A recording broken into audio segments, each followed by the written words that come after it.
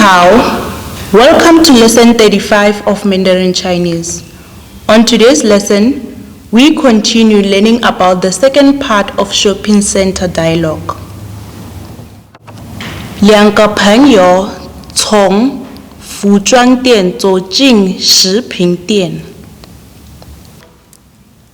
他们乘自动扶梯到2楼，别忘了拿购物车。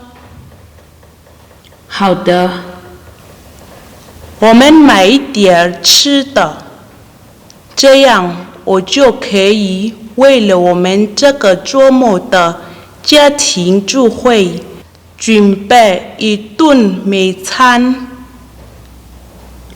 你想给他们煮什么？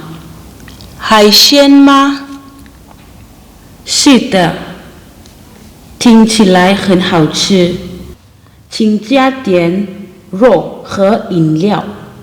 好的，我们去看一下水果，这样我就可以做水果沙拉了。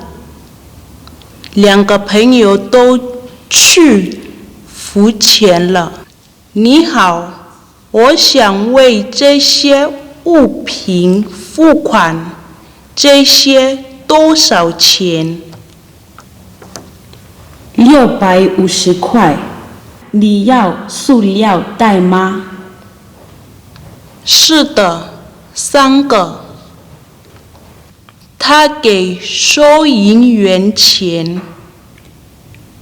这是你的零钱。祝你有个愉快的一天。